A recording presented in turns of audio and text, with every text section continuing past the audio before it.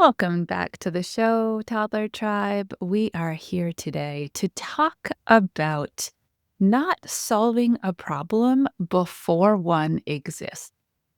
Does that sound just like, Of course, we would want to allow that to be our reality.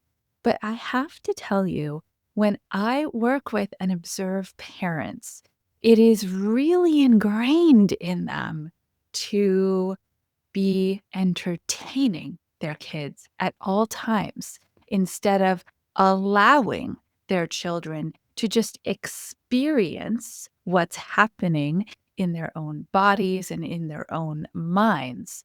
And the outcome is that we have kids who feel like we should always be providing input for them instead of them creating their experience from the inside out.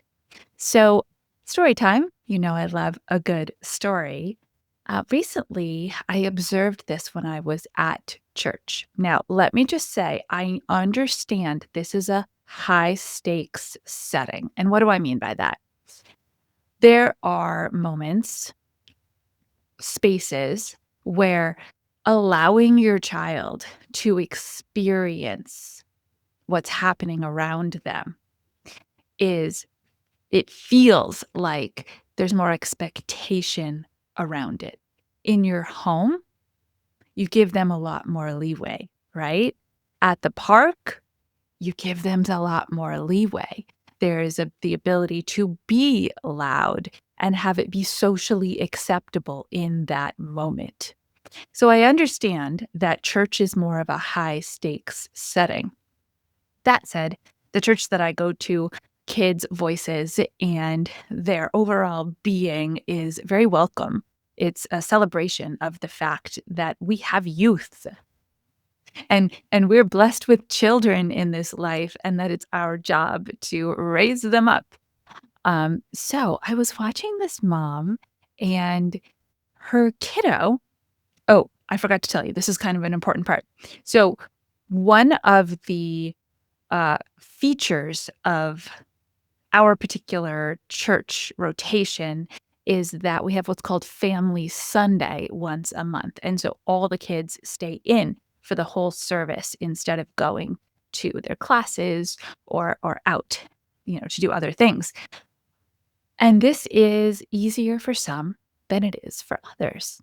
And so one of the offers that parents get is to sign out an age-appropriate bag filled with things to do, and I think it even has, like, snacks in it and stuff, like, it's pretty cool. And so if you are between 6 and 8 years old, they try to match your age with the things you might enjoy doing while church is going on. Can you tell? Like, it's really well thought out. Now, that said, I watched this mom of a slightly younger kiddo, I'm gonna say between 4 and 5, take the bag, turn it upside down, dump it out on the chair, and say, "There." Previous to doing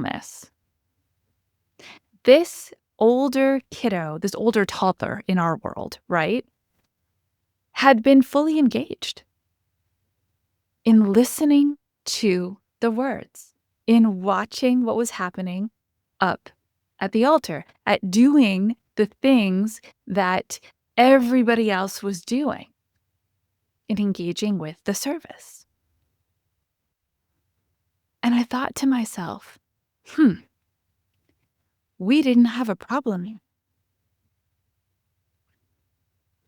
This kiddo was meeting the social expectation of sit, look, and listen.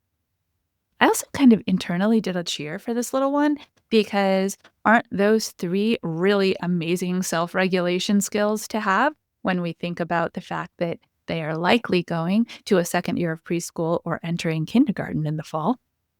So, yay you. But we didn't have a need to alter the environment yet. Does this make sense? I know this mom was likely experiencing some stress, some anxiety, some worry, maybe some inability to focus on her own because she was like, well, what if my kid does this? And what if my kid does that? And what if? And what if? Here, let me solve that. But she solved it before it needed solving. And more interestingly, I then watched as this little one's attention was diverted, obviously, from where they had been focusing to the pile of stuff and didn't know what to choose. There's a lot of stuff. And there was too many choices at once to make a choice. And so what happened, and this is really kind of deep level, like neuroscience stuff. But what happened is this kiddo went from a place of regulation, calm, attention, and focus to analysis paralysis, an actual stress experience, and some anxiety around what to choose and what to do. How's that for irony? The intention of this amazing mom was to avoid that for herself and for her child. But instead, the exact opposite happened. Now we actually did have a problem because now this child did need attending to and interacting with to try to help him get back to a regulated state. Has this ever happened to you? I'm sure it has. I know it has me. And I have to tell you, it is so hard to fight the urge. I know that when I have kids in my backseat and everything's going well, it's in those states of wellness and fineness. And something in me is like, oh, find them a book to read. I wonder what we should listen to for music. No, I don't need to. Everything is in fine state. There isn't a problem that needs solving. When they're in that state of being, here's what's happening. And although it is invisible to you in a lot of ways, because we don't tend to stop and tune into it,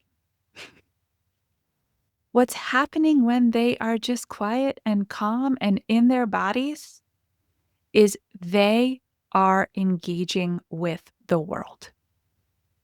They're looking around. They're taking in everything they see. They're listening and hearing all the different environmental sounds. They are thinking. They are doing some real cool practice work in that beautiful brain of theirs. Practicing. Well, if this happened, I wonder I would do this. And like, ooh, that looks cool. If I touched it, I wonder. They are doing some early cognitive problem solving in their brain. They're busy. They are sensory beings. And so they're experiencing the world in those moments through all of their senses. Let them. Let them learn in moments of calm, quiet regulation. When they start to bump up against a struggle, a different type of feeling, a boredom, a regulation issue, a frustration, this is actually kind of hard, then you can, one at a time, offer them a support strategy. It's that balance, that back and forth. Think of it like a tree. And the tree is standing on a beautiful, calm, wind-free, sunny day. The tree is living its best tree life. And then the wind comes, and it sways a little bit to one side, but it regulates itself. It comes back to center. And it sways a little bit to the other side, but it comes back to center.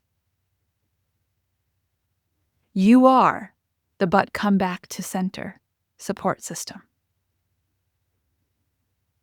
In the case of this little one at church, if we're following that, and that bag had been held by the parent until he started to sway to the one way, and his voice started to crackle, and there was a whine, and there was a jump down from the chair, and that one thing was pulled out and handed to him. And it re-engaged his attention.